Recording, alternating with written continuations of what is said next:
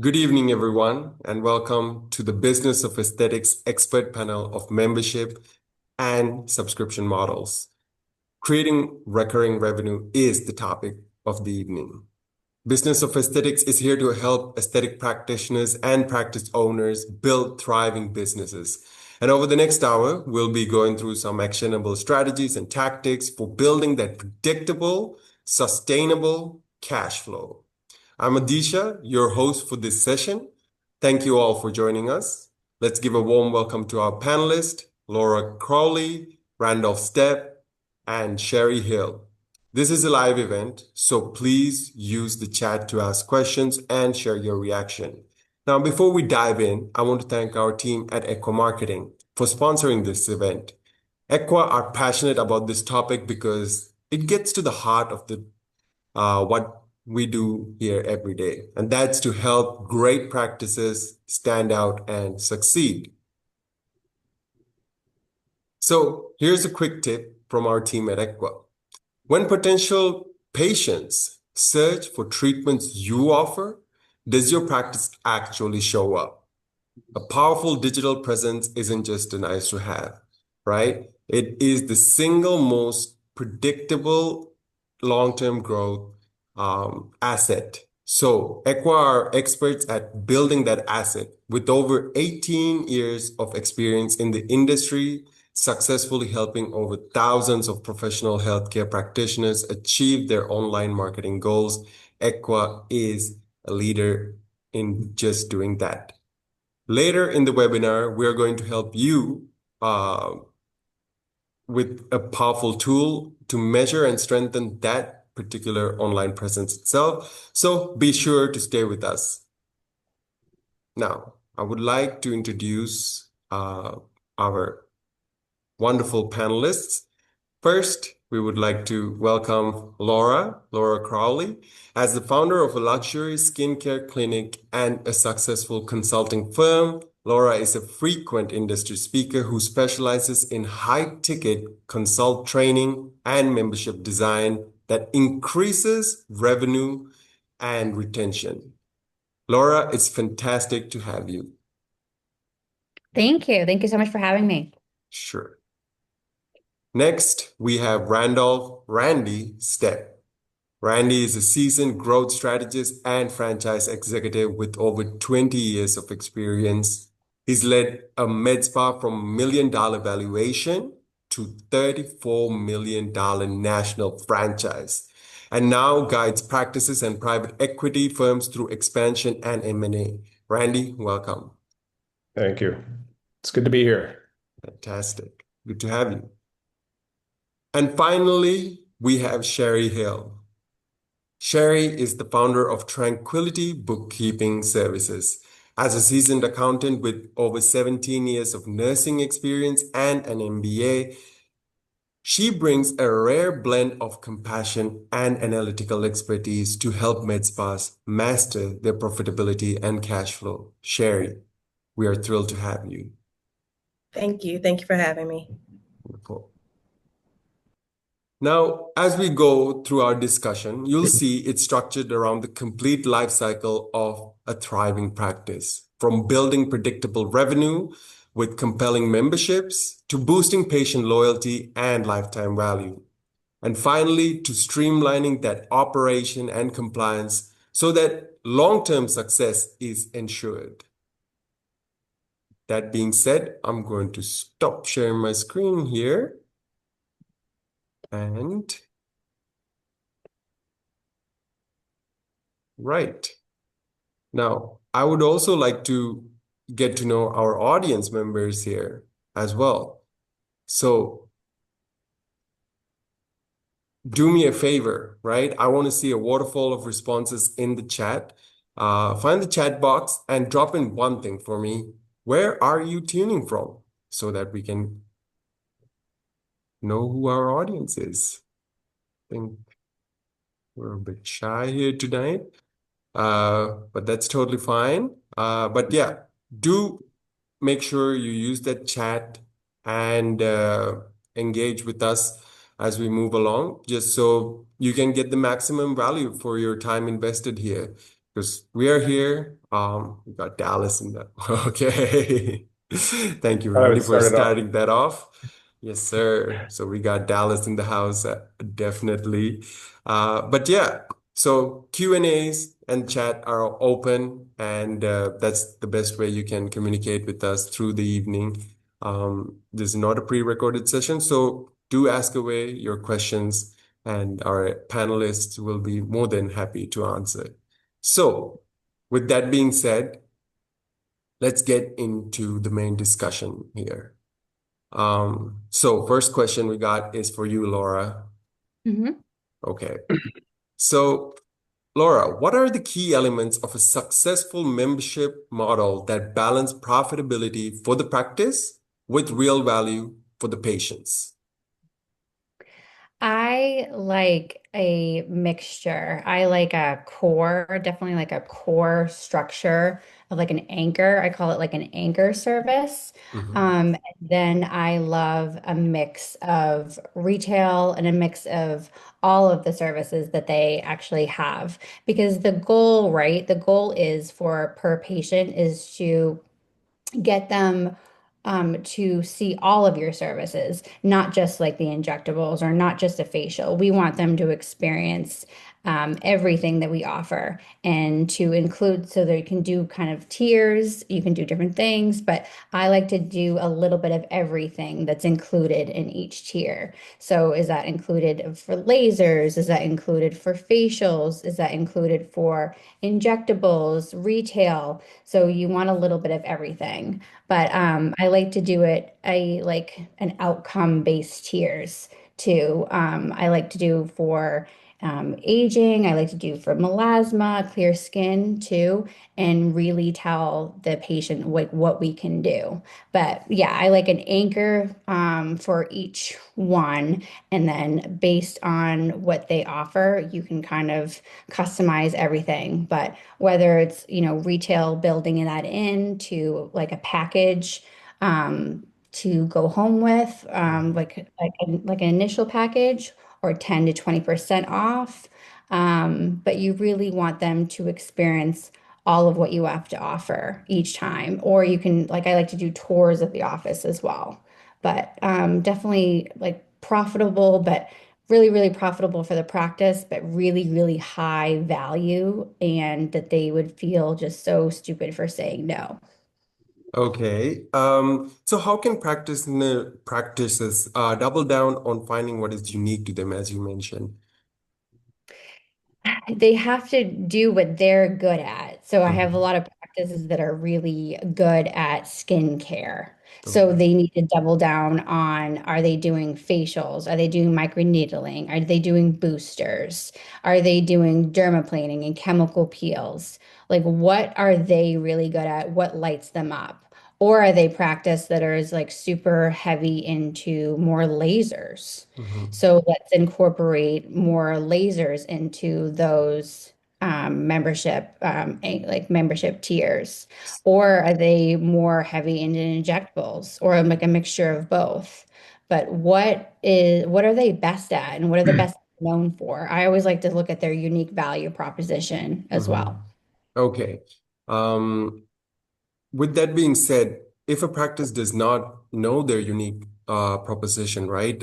Maybe they're trying to figure it out and they're trying to balance for profitability and bringing real value to the patients. What would your like first step be in moving towards a more profitable path?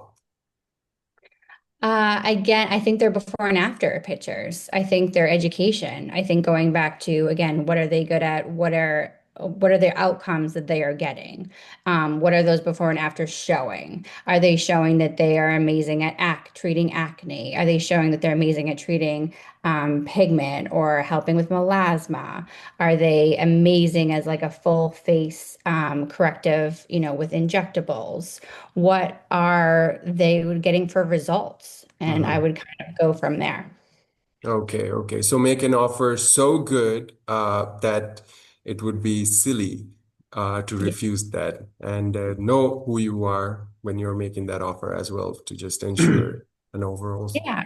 Yeah, Well, I'm not gonna put anything in my membership because I want this to be profitable, but I also going to be doing it a lot. And I don't want to put anything that I don't want to do or that my staff doesn't want to do or they don't really like. Why would I put that in the membership? So let's put in the membership that everything that we really love to do and to show our best. We want to show our best offers that we have in those memberships okay. Um, for the best results. Absolutely. Thank you for that, Laura. Mhm. Randy, let's move on to you. Sure. From your franchise and growth experience, how do recurring revenue models improve valuation and long-term stability for practices compared to traditional fee-for-service models? So I think Laura hit the nail on the head. You have to create a membership model that adds value, and the value's got to come on both sides. It's got to be valuable to the practice, it's got to be valuable to the client. And what I think a good starting point is, um, where Laura kind of alluded to is figure out what you're really good at Mhm. and market that heavily. So if you have a team member that is, an acne specialist and they can do amazing work with clients in their skin, then I would heavily market that and make sure that as you create your membership models, they're designed to address what you see as the biggest concerns coming through your door. And you'll start to get a feel for your clients and what they're telling you. If you have a good consultation process and your team does a good job of asking questions using the 70-30 rule, ask lots of questions, listen 70% of the time, and dig down to what their real concerns are and make sure that you're addressing the needs they have. And likely the needs will be concerns that they didn't come in with, but concerns that you uncovered through your consultation process. And then, um, as Laura said, as you build your membership program, think about your goals. Think about the purpose for the membership. When um, we built VO Med Spa, we really thought a lot about what we were trying to do, and we messed up 5, 6, 7 times before we got the membership model right. I think at one point in time we had 5 different membership models going, and the team's like, are they on this membership? Or are they on this membership? Or is it this membership? And it took us a while to figure it out. And now, there's a lot of models out there that you can take a look at and kind of mirror yours towards. But I think I would always start with the end in mind. And our goal was to Mhm. continue the experience, or achieving the result that the client wanted with an at-home program. So we built a three-tier membership model. There was a banking membership model, which is really designed for those people who just weren't into coming in for facials, hydrofacials, whatever, chemical peels, you name it. And they were more into injectables, Botox, and so forth. So we built a banking membership for them. We built um, a I'll call it skin related membership model, which is really based on what Laura said. And that is, we had an anchor in there. And when we first built it, the anchor was hydrofacial. So if you're a member, you can choose one of these per month. Hydrofacial was in there, and that tended to be the one that people loved the most and they went after. But that became a problem too, because we had to coach our team and say, hey, we don't just do hydrofacials here, and your clients probably need more than a hydrofacial every month. So we had to coach them on how to direct clients to a service that was going to get them the result they wanted, right? Their long-term goal, and a treatment plan that did that accordingly. And then we had another one that was really kind of a high level one. And that one included certainly some of the add-ons, the boosters for hydrofacial and some of these other things that, now it would be like microneedling with exosomes or something like that, that the people who were really, really into their skin and wanted some significant results and just the top of the line service every month, RF microneedling or, a BBL or whatever it might be. So we began with the end in mind. We wanted to get the result first. We wanted to get the client the result. And we wanted to have, as Laura said, each of those tiers had an escalating discount for skincare. So it went from 5% to 10% to 15%. And we, so that was the goal for a client. The goal for us was to drive traffic through the door, get repeat, see our clients as much as possible, right? Because the more you see them, then you can do what Laura said as well. Refer them over to other services, Yeah. cross promote, do all those things that you can't do if they're not coming through the door. As So many touches as you can, I always say. yeah, get as many touches. And then when you do that, what starts to happen is you get more and more people on your membership model, and those who are out there that are looking to exit at some point in time in their life, which everybody wants to, I think, eventually, you are more valuable to a potential buyer or investor because you have a loyal client base that's reoccurring every month. And so they look at the revenue stream and they say, we can count on this because you guys have done a nice job of building this recurring revenue, right? So it makes the investment less risky from their view.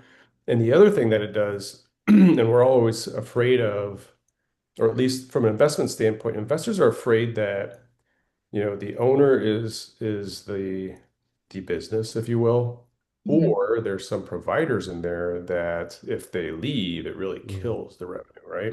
Yeah. Impacts the valuation.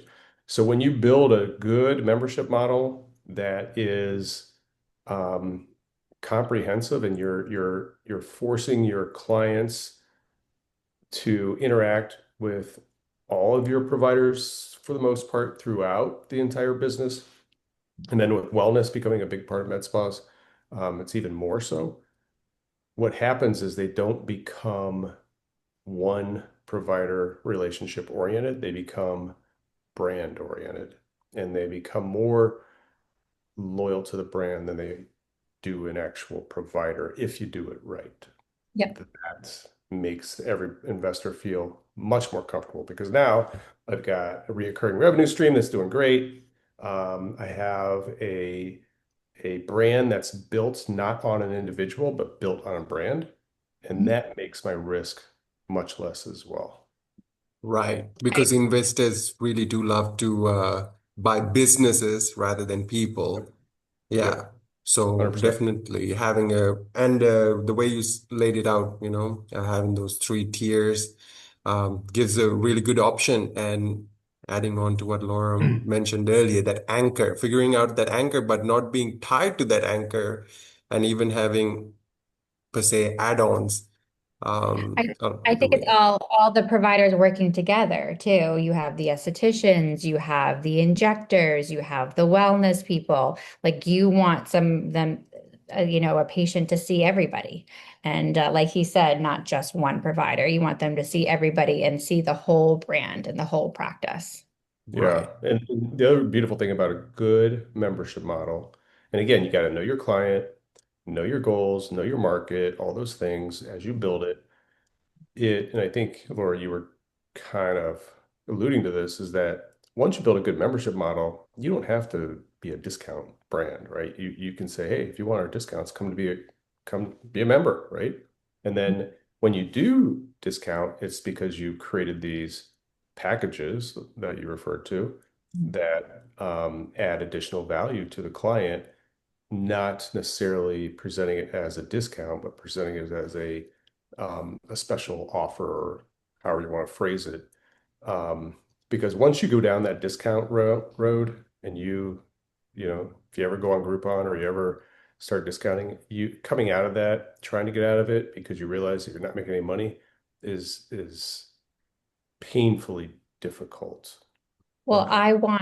I want patients that are serious about their skin and value themselves and value me and value the investment. And it's not just an investment in money, it's an investment in their time, Yeah. too. So I want them to really listen to me. Like I know what works. So if I say that this is the whole regimen, this is the whole package, this is the whole microneedling, or this is the whole membership, I know you will get to this goal. It's kind of, I always relate it to working out and like eating right. I know you will get to this goal if you do X, Y, and Z. And so I want people that are serious, in doing that. And so I don't feel like I have to discount because I know that it works. Okay. Yeah. And that's part of your building the value, right? Right. I have a client in Austin that is building a medical aesthetics and wellness practice. And we had a meeting today, and one of the team members said, why would they do this membership when they can just go online to some Hims or Hers or whoever and get their GLP-1s and, not have to do a consult, whatever else. Well, all right, you guys don't understand the value. So let's talk about the value, right? The value is that you come in, you meet with an actual physician, they do your blood panel, they go through it with you, they monitor you throughout the course of the program. You get a body composition scan so they can pay attention to your weight loss and your muscle loss and make sure that you're getting the right care to optimize your weight loss journey. I don't know if Well, you're going to get Right. that online, right?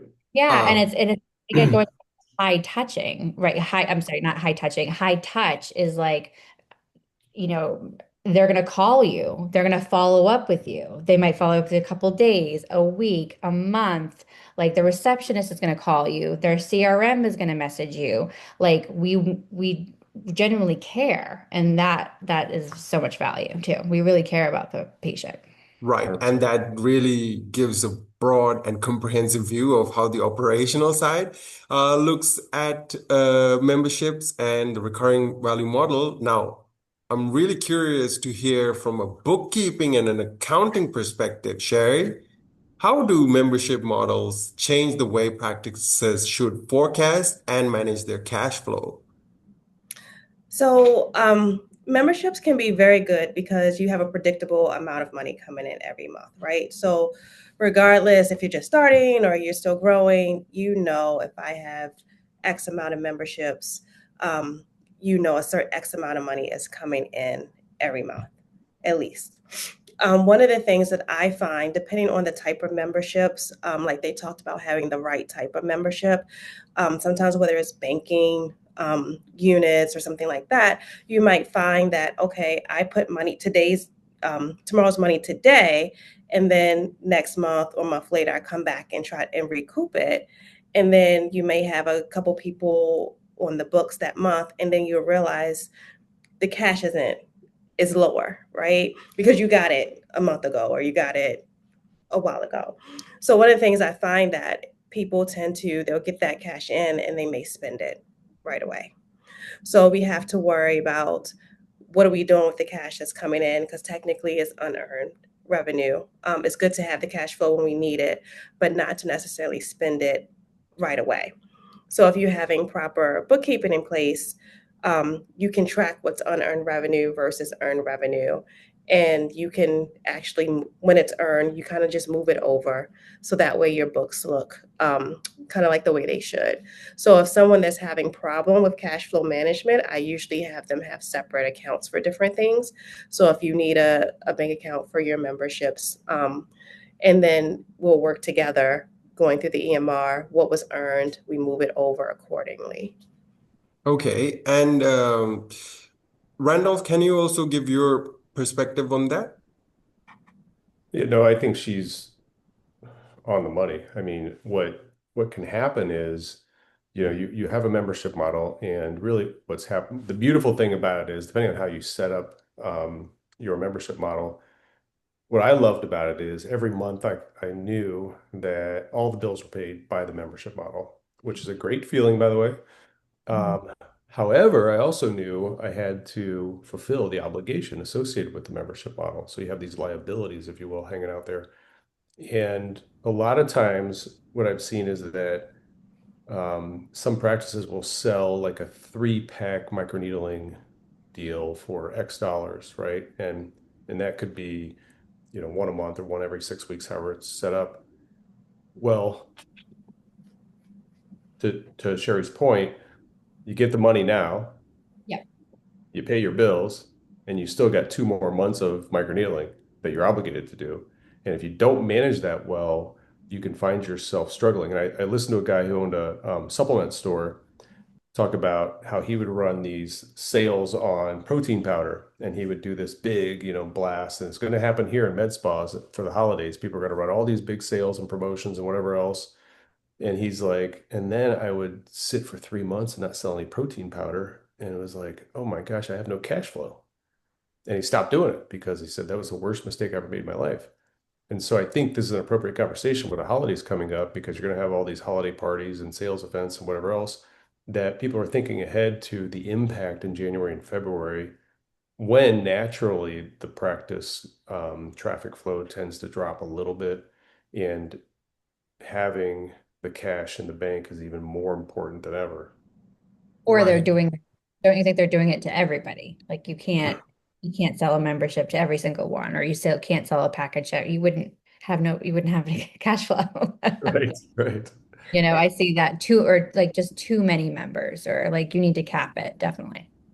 Oh, And I think yeah. I find it to be like best when someone isn't cash poor, um, because you can sell those packages and keep that money. So when January, Mhm. February comes, it's there for you versus someone that I need to do this to inject cash. And then you're still at the same place January and February. Yep. Okay. Cheree, what financial red flags should practice owners watch out when structuring these discounts, or rather perks, bundles in a membership plan? So one of the things I see people discount too much. They use it as a way to get people in, and then those same people do not value, or when it's time to, like, even if it's like a deep discount for your first time, and then they come back, they're still looking for some type of deep discount. When I look at a P&L, sometimes I'll see people's discounts in the double digits. I don't like that. I just feel like you're just giving things away when you don't really have to. So I feel like you look like everybody else, so there's no way to differentiate yourself with anyone. So when you're looking at memberships or different packages, you can still look at what the cost is to you and try to find a way to still make it valuable to them, but still make sure you're bringing money in the door. Because when we're talking about things like, particularly like injectables and fillers, and the cost of the cost of goods, and then you're deep discounting these things, you're just essentially you're not making any money. Month after month, you're just kind of like giving it away. So if it's looking more like a coupon book, more so than a membership, it's probably not worth it. So I try to sit with people, what are we trying to do? How much consumables or things like that nature you have to take into consideration, and then what can we do? Sometimes there's a service or maybe a retail item you can probably discount, long as you make it up on the back end. So you can structure things like that. Like something could be a giveaway, long as you're making it up on the back end. I like to do, Okay. like put it back on them too, about being compliant and being like mapping the whole process out for them. So either mapping like 3 months or mapping 6 months, and showing them what that would look like, how many times they would come in, what they are getting for value for that, and really showing them and putting it back on them. Like, can they commit to this too? And then you just said, actually, you just made a good point about, what to give away, what not to give away. Sometimes I would do like a sunscreen as a no-brainer, because again, they're going to be compliant mostly with a sunscreen, and it's a no-brainer to me to, give them a sunscreen that they need to use all the time and replenish all the time. And Randy, you spoke about it a bit earlier with regards to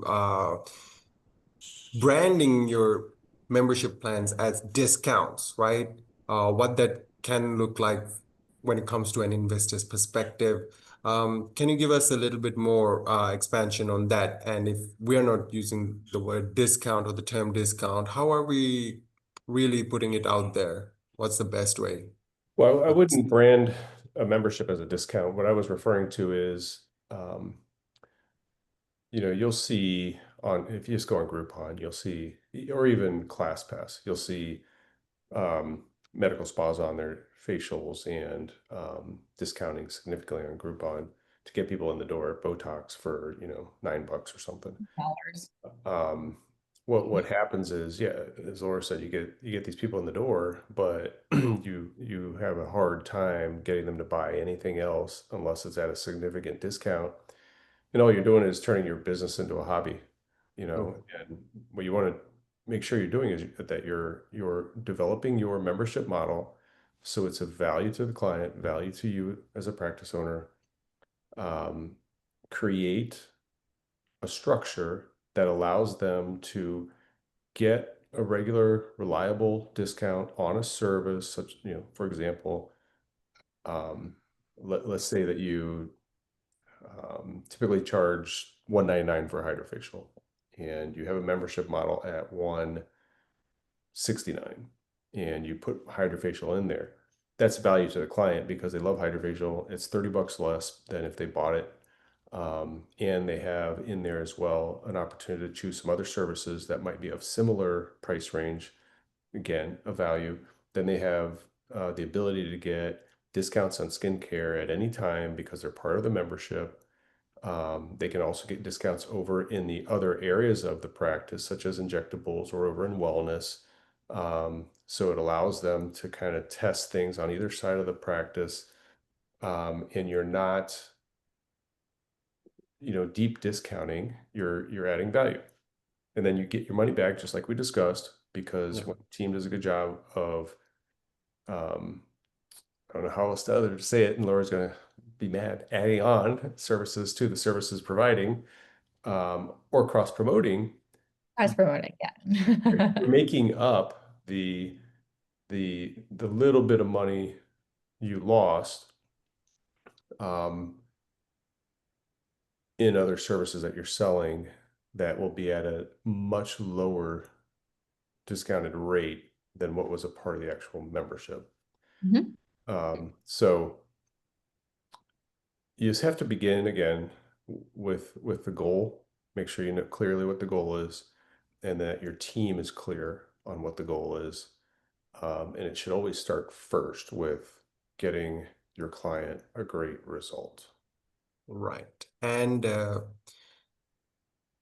when we're looking at these numbers, I'm sure a lot of the people here are thinking, I need a plan to attract enough high quality patients to make this membership program thrive, right? Like that may be the goal. So it's the perfect time for me to mention the gift from our team at Equa Marketing, the sponsor for this event. So Equa are offering a complimentary marketing strategy meeting valued at $900 to give you a customized plan to attract those high intent patients. It's really the perfect next step. The link will be in the chat. I highly recommend you to book a spot while we continue. So what they're going to do is get their expert to spend a couple of hours beforehand, check how you're doing on your digital presence, and give you a real nice up-to-date background on what really matters. And of course, a 12-month plan ahead on how things can go. This is great for us to get to know our wonderful community. And of course, it'll be great for you to really have solid start on where you should be looking to improve your growth on. So the link is in the chat to make good use of it. And with that being said, let's continue on. Right. Now, Laura, Randolph was just getting into it a little bit. These different type of operations, different types of strategies are coming in, all these tactics are there. Now, what are the strategies that we can implement that work best for layering multiple revenue streams without overwhelming the staff?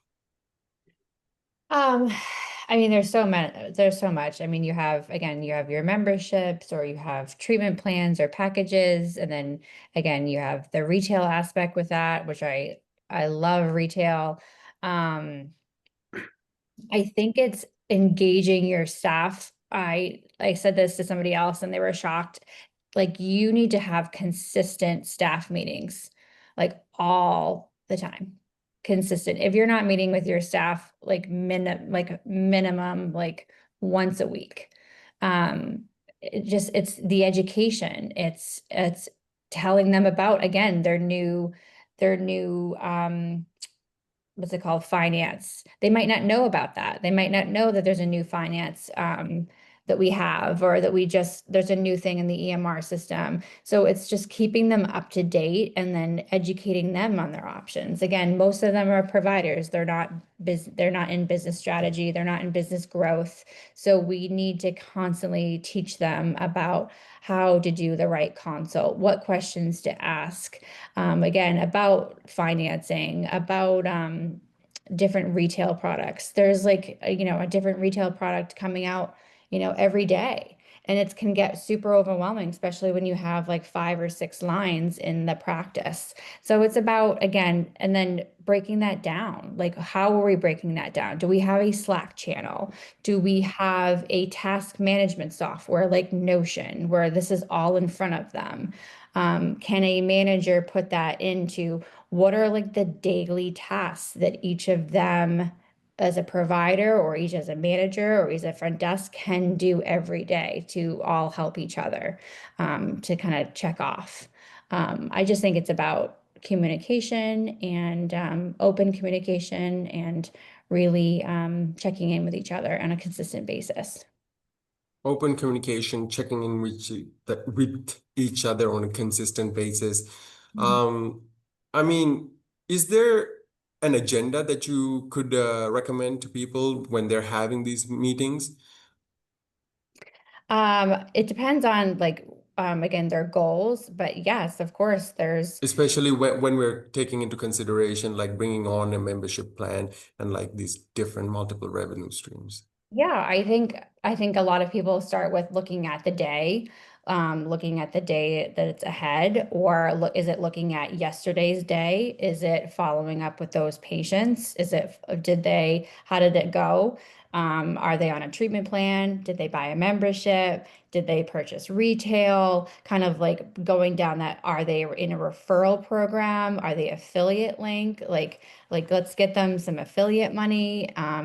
It's or a rewards program, kind of going down that list of like, oh, and then maybe somebody forgot. Oh, I forgot to mention this, or I forgot. Okay, so let's send a follow-up email or send a follow-up text.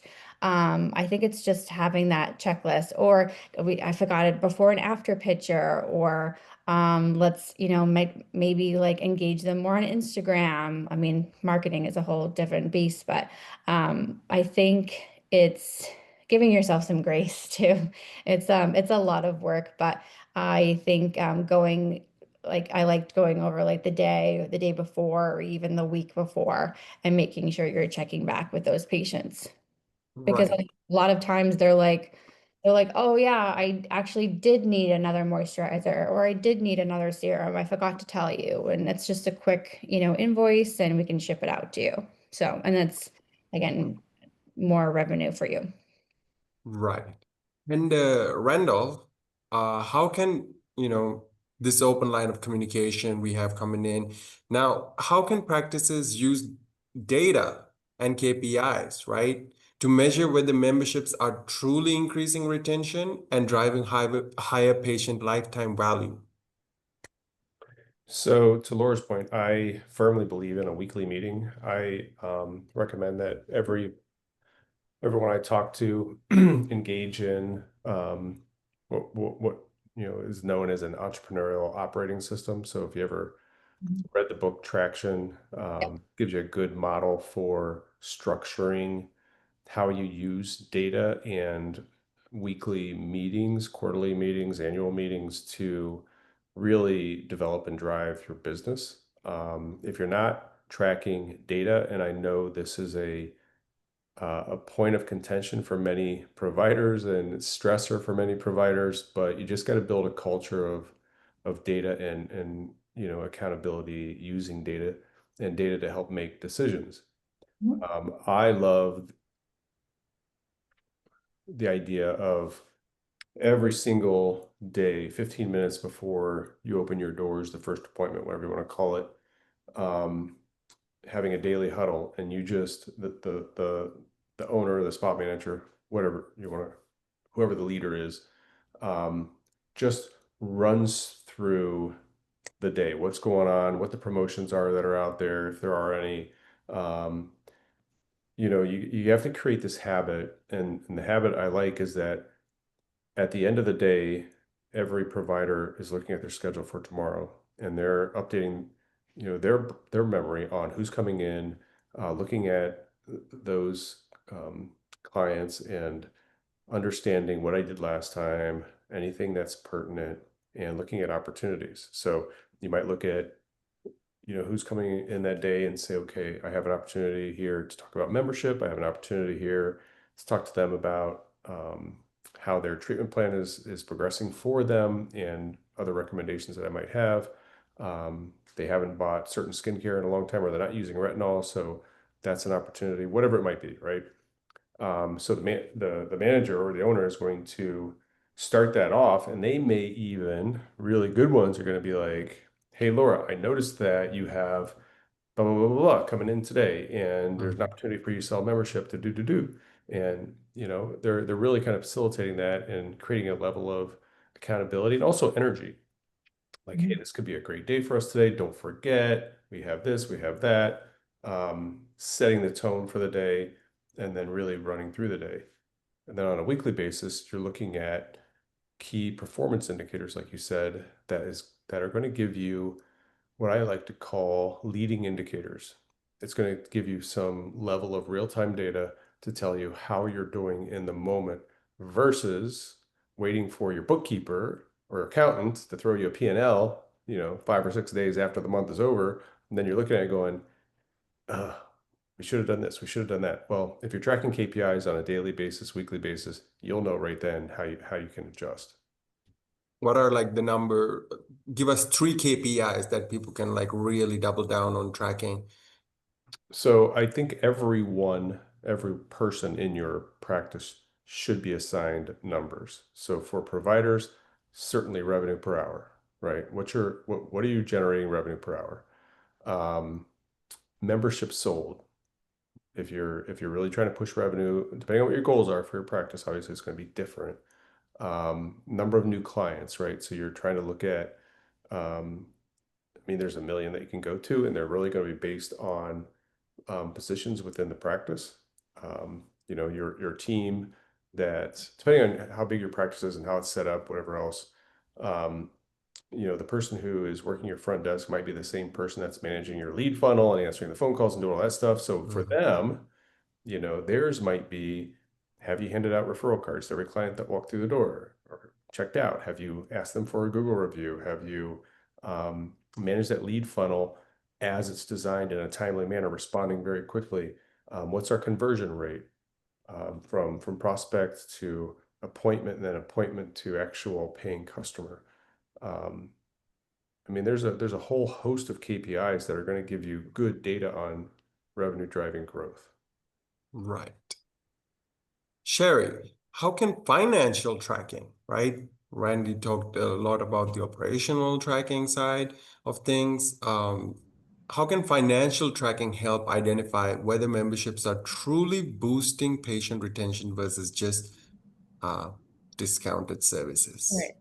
So this will probably happen more in your EMR than in your accounting software because you can dig down more. So if you have a good EMR or program, you can probably pull reports for membership clients, and then if you track maybe revenue, the monthly revenue for a for a membership client and compare it to a non-membership client, and if your membership clients, if it's always 169, 169, 169, 169, then they're just here for the discount, versus are there some cross promotion? Are there taking on other services? So if you have an EMR that can drill down that way, you can tell whether or not your membership is effective. Maybe you have the wrong type of clients. Maybe your membership is just not doing what it needs to do. Maybe the team needs more education. So depending on the EMR you have, there's a lot of things that I see now that they can really drill down in to You figure out what the mentioned membership is doing. wrong type of clients. How So can those clients client, that are here just for the membership. Groupon. Yeah, so like Groupon. So if I'm here Um, maybe if you're depending on how your membership is packaged, like Randy was talking about, maybe the hydrofacial is like 169, and that's all I do every month is I come in for the 169, but I never buy any retail. I never buy any skincare to take home to take care of my skin, or I never considered adding on the boosters or something else. Maybe it's due to, my person didn't educate me on, hey, we offer other this is what's going on in your skin. Like for instance, I recently it wasn't a mess buy, but it was just, went for a facial, and she educated the whole time about what she was doing, what's going on with my skin, what I should be trying to do today, what I should be trying to do next month. So she was very, very good with letting me know what I should be leaving out the spy with, which products. Um, so things like that. So those Right. numbers can probably tell you where it could be the client, the type of client. It could be the education inside. It could just be the package. Maybe, the membership may not be ideal. I think that's Okay. you just hit a nail on the head for the education part. I feel like that. I feel like if a provider is not selling necessarily, it's that they're scared to sell. Mm, They don't want to sound salesy, or they don't know enough about the product. And they need more education about either the retail or the services. And they don't, so practicing those scripts and practicing that with the other staff members, I think is huge. Yeah, okay. I mean that is so huge. If products aren't being sold, services aren't being sold, There's a disconnect, right? it's going to be one of two things, right? Yeah. They aren't confident in Yeah. speaking about it, which makes it hard to sell it, or they're nervous about sales and they just need some role playing um, Yeah. Right. to help them work through that. Yeah, and we all And have, there's like, we all have like the portals. We all have like every line has a portal, or every line has an education portal, right? Like, but most providers, not, I shouldn't say that, not most providers, but it's hard. This business is hard. So not necessarily everybody's opening up a webinar on a Saturday learning about microneedling, right? right. Not every, or like the latest product they have. They're probably watching Netflix, they're spending time with their family. So it's like then that goes back to consult, like engaging everybody in the staff. Okay, everybody watch this webinar on Monday night at 8 o'clock. Can we all do this and learn about X, Y, Mm, and Z? And kind of getting them excited about we're all gonna like kind of take a test or learn about this. test. And like can we learn? Because then they're gonna feel empowered because they learned about it, and then they can speak to it so much better. Right. And And I another, think Right. I'm sorry, if we kind of like all go back to as healthcare professionals, a lot of our job is to educate. So if we're thinking about, okay, someone's coming in and we're given a treatment plan, or we're taking care, even though it's heavy retail based in some ways, the way this industry is kind of Yeah. like come down to, but it's really healthcare, right? So if I am, if I come in, I have problems with acne or dry skin or something like that, I'm really educating you. So like I said, when I went from my experience, she wasn't, I mean, of course she's trying to cross promote. It's obvious I'm in this business. I know what's happening. But to the average person, she's really just educating. So she's hitting certain spots in my skin, like, hey, this area is, right here is blah, blah, blah. This is probably what's happening. Do you wear this? Do you not wear this? This is what you should probably do. She was like, key takeaways. If you can't do everything today, at least do this, because this is what's happening. If she's noticing something in my skin, this is where this is coming from. So if we can try to take it, not get too scared about selling, but just take it back to the healthcare portion. Like if I really know skin, or I really know these things, I can just really have a conversation with someone, and then just them understanding why it's important might make them, will most likely make, okay, I get it, you know, Right. hand me this, or I'll be back next, month, and I'll add this on or something like that. And I think we have come to a really great point at the session, and we are actually at the end of the session itself. So, just before we wrap things up, I always love to ask each panelist just 30 seconds of their final key takeaways that our audience can take from today. Randy, can we start with you?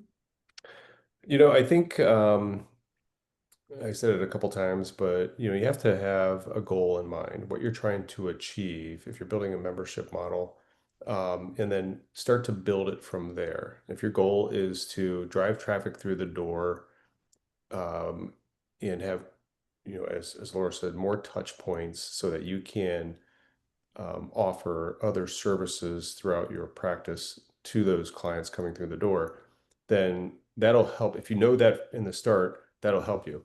If your goal is just to strictly drive revenue, that's going to probably be a model that looks a little different. So just begin with the end in mind.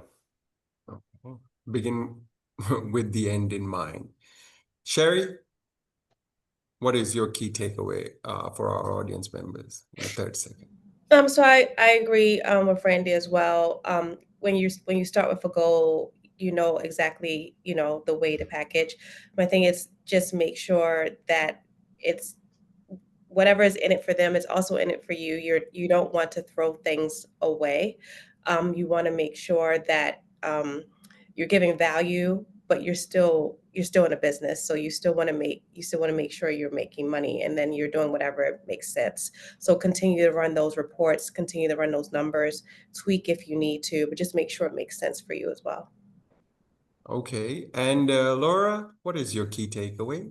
I think your results will speak for themselves. So if you're getting great before and after, pictures, if you're really driving that education and really thinking about what that client's pain point and what their best outcome is going to be, you will have people flooding and there'll be tons of referrals because again, you are getting those amazing outcomes and people are going to shout that from the rooftops. So I think doubling down on your education and really kind of going back to why you got into this industry was we got into this industry to help people and make people feel good. Okay, fantastic. And where can the people find you? Randy, can we start with you? Yeah, you can just go to baraesthetics.com or just go to LinkedIn and Google Randy Stepp, Bar Aesthetics, Dallas, Okay. whatever, you'll find me. Cheree? Hi, so you can find me at Tranquility Bookkeeping Services. You can Google that. That's my website. I'm on Instagram as Meds by Accountant. Um, and then I'm in Business of Aesthetics, so you can find me there under my name, as well as various other Meds by groups. Okay. And Laura? Laura Jeanette and Co on Instagram, laurajeanetteandco.com, and Laura Crowley on LinkedIn. Okay. And with that being said, we really appreciate our wonderful panel's time. And once again, we have the link in the chat for you if you are interested in making today's education a part of your action. You know what they say, education without action is just entertainment. So the MSM, the marketing strategy meeting link is in the chat, and do make the best use of it. With that being said, thank you to our wonderful panelists, Laura, Randy, Cheree. Thank you again, for your time, your incredible wisdom. And to our audience, thank you for investing an hour with us tonight. My name is Adisha, and until next event, have a wonderful, wonderful rest of the week.